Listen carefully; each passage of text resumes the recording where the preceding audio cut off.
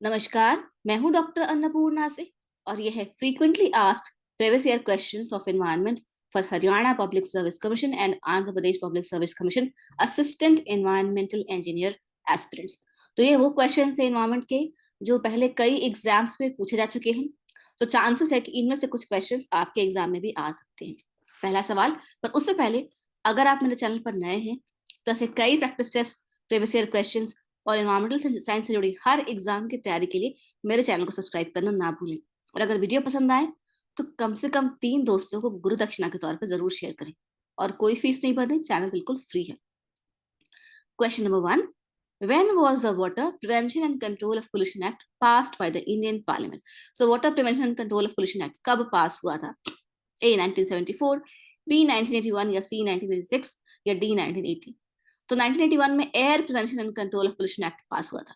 Air का act बाद में आया था। 1986 में इन्वायरमेंटल प्रोटेक्शन एक्ट पास हुआ था, जो एक अम्ब्रेला एक्ट भी कहा जाता है और इंडिया का सबसे इंपॉर्टेंट एक्ट है। उसी के तहत ये भी आया था। और 1980 में भी water prevention and control of pollution act पास नहीं हुआ था। Water prevention and control of act पास हुआ था 1974 में, बहुत ही पहले। ठीक है। Question number 2, when was the wildlife protection act passed? 1972, 1927, 1974 या 1980? 1974 में तो वाटर एक्ट आया था, मुझे पता है। वाइल्ड लाइफ एक्ट आया था 1972 में और 1927 में पहला फॉरेस्ट एक्ट आया था। Question 3, what is the per capita per day consumption of water in India on an average?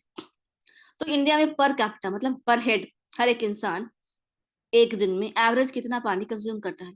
135 litres, 130 litres, 220 litres या 225 लीटर? सही उत्तर है 135 लीटर्स, क्योंकि वाटर डिमांड भी आपके सिलेबस में है, इसलिए एक क्वेश्चन मैंने डाला और एक क्वेश्चन पहले पूछा भी जा चुका है दूसरे एग्जाम्स में। Question number 4, water demand for a metro area is classified as? अब मेट्रो एरिया मतलब शहरी इलाका, उसका वाटर डिमांड जो है किस तरह से क्लासिफाई किया था? Domestic, commercial, industrial, fire and E all of the above? Answer E all of the above.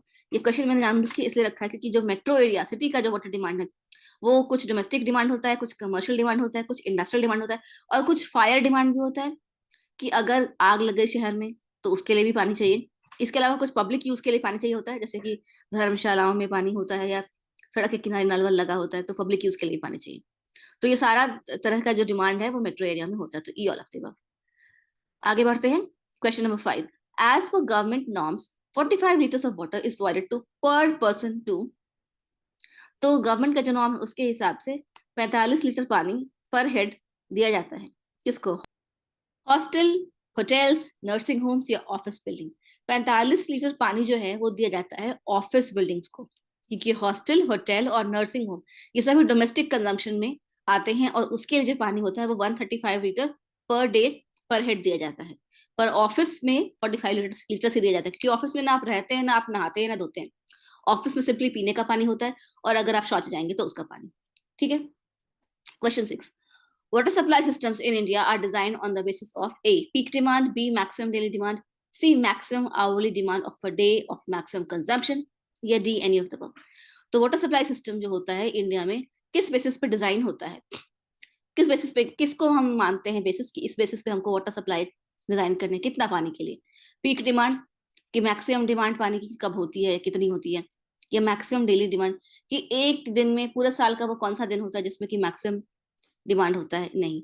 या फिर maximum hourly demand of a day of maximum consumption, या पूरे साल में कोई ऐसा दिन जिसमें कि सबसे ज्यादा पानी कंज्यूम हुआ और उस सबसे ज्यादा पानी कंज्यूम हुआ उस दिन में भी, उसमें भी जो मैक्सिमम आवरली डिमांड है किस घंटे के में सबसे ज्यादा पानी कंज्यूम हुआ उसके बेसिस पे, या D, any of the above, किसी भी बेसिस पे कर सकते।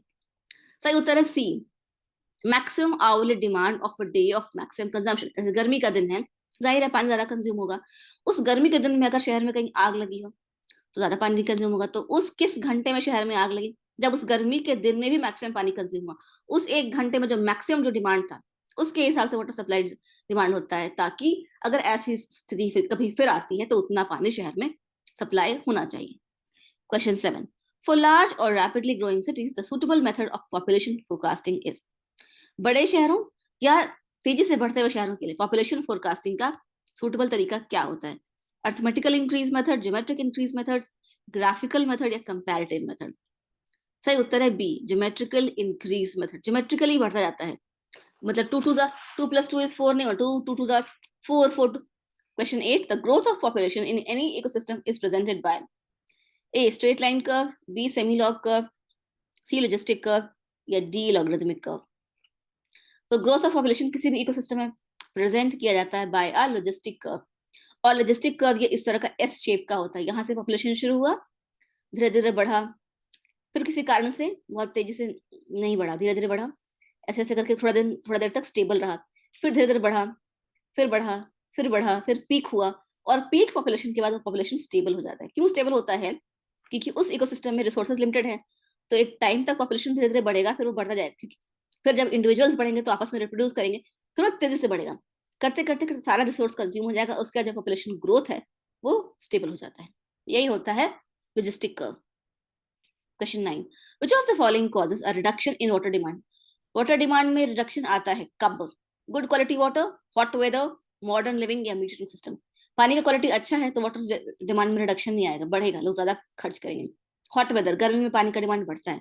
मॉडर्न लिविंग, तब तो पानी का डिमांड और ज्यादा होता है, लॉन्ड्री, डिश वॉशर और पता नहीं क्या क्या, और बाथटब, तो सब में पानी का डिमांड ज्यादा होता है।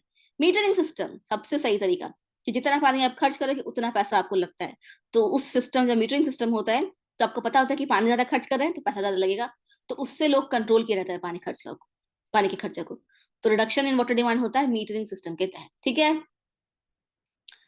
Question 10, water loss in a water supply system is assumed to be? Water supply system है, उसमें पानी का लॉस होता है, हम जानते हैं। कितना अज्यूम किया जाता है लॉस? 5%, 10%, 15% या 20%? तो पानी का सप्लाई, जो वाटर सप्लाई सिस्टम होता है किसी भी शहर का, उसमें हम अज्यूम करते हैं कि वाटर का जो लॉस है वो 10 से 15% होता है, और हम जब डिमांड करते हैं तो मैक्सिमम वैल्यू के लिए डिमांड करते हैं, तो 15% मैक्सिमम लॉस हो सकता है किसी भी वाटर सप्लाई सिस्टम में, तो हम 15% के लिए डिजाइन करते हैं, इसलिए हम आंसर लिखेंगे सी, 15%। आज के लिए इतना ही, मिलती हूँ आपसे एक और प्रैक्टिस टेस्ट में, तब तक के लिए जय हिंद, जय भारत। एग्जाम की तैयारी करते रहिए, कोई भी शिकायत हो, कुछ नहीं समझ में आए मुझे